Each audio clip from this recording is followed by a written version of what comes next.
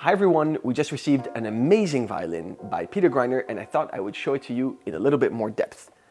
So normally we do videos where I play the same 3 excerpts, we post them on the website. It gives people a chance to compare the sound of the instruments directly and I think that works really well.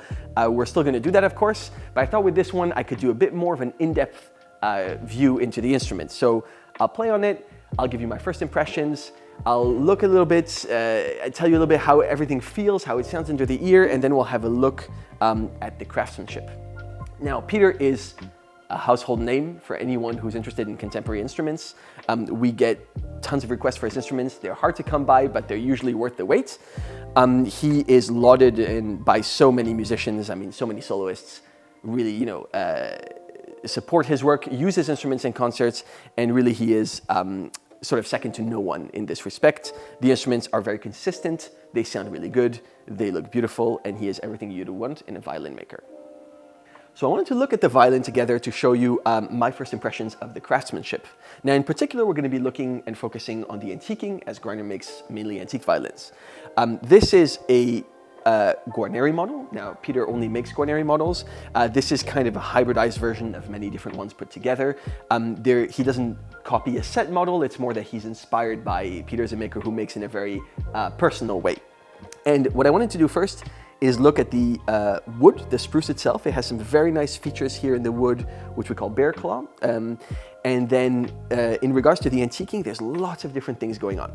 The first one I wanted to point out is here by the bridge feet, you can see a lot of wear marks. So on a real antique violin, a bridge would have been taken off and put on loads of times over its lifetime, and so you see that would have scratched the wood itself, and you can see this emulated here. Now in terms of the wear and damage to the violin, there's lots of different textures, lots of different kinds. There are some deeper scratches, there are some shallower scratches, there are different colors to all of this, and it just gives it a very beautiful texture. Now I just wanted to touch quickly on the ribs. You can see the very beautiful narrow flame here throughout. This wear over here is where traditionally the violinist's hand would have rested, wearing the varnish naturally over time, of course. And then there's some very nice details, a little bit of dirt here at the seams, which of course also would have built up over time. Now the back itself, very beautiful, very narrow flames present throughout. I think the varnish is particularly nice, very translucent. It really allows the flames to speak for themselves. I think there's a couple of things that I want to touch on the back that I think are really nice. So the wear pattern on the varnish is very classic. It's the standard places that you would expect to see on an old violin. Now what he's done is he's made the damage and the scratches to follow this wear pattern. So if you imagine that in the past the violin would have rested on a table, been picked up, put down, picked up, put down, these scratches would have all happened naturally. Then something else that is a sort of a signature, something that's very common in Peter's instruments, is a clamp mark over here. So you can see the little clamp mark here, and that you will see in most, if not all of his instruments.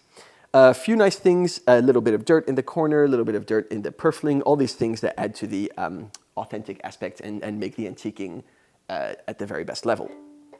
Now lastly, the scroll is very eccentric, as are many of Peter's scrolls and many of the late Guarneri scrolls that you will see. The shapes overall are quite different from one Guarneri to another, and I think that's the case also for Peter's violins. From one to another, they can vary quite a bit.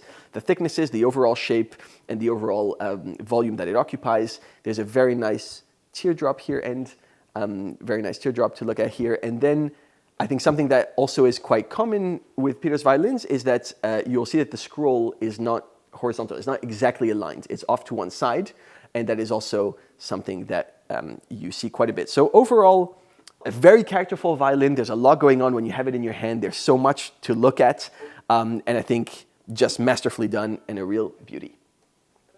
So I wanted to give you some first impressions on what the violin actually sounds like, since that's the main focus here. Now, I will start by saying it is a very powerful violin. It is extremely focused. It's one of the most focused violins I've played for a while, which is nice because it does have power, but it also allows you to play quite softly, but while still being able to project, which I think is quite important. Some violins, when you try and play soft, more softly, you just the sound kind of loses itself. Here you can really, but of course if you need power,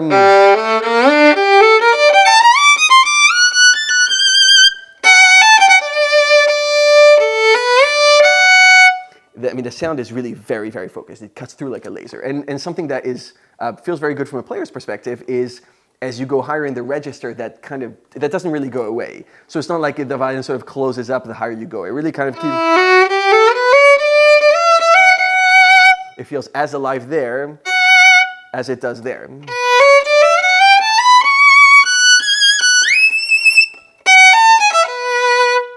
The E string is very brilliant. It has a sweetness to it, which I think allows the violin a bit more versatility, but it's super brilliant, and the overtones are really very present. And then on the G string, it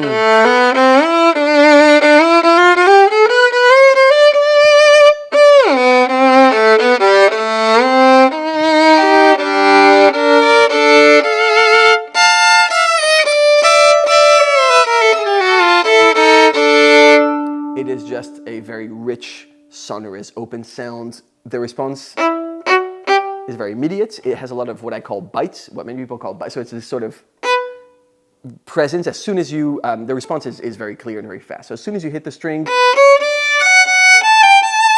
the sound is there. You don't have to work really hard. It comes out quite easily.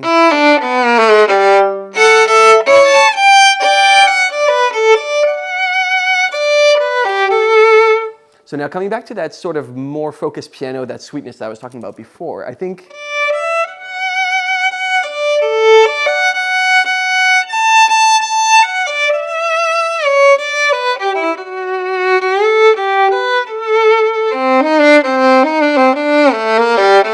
you can get a lot of colors.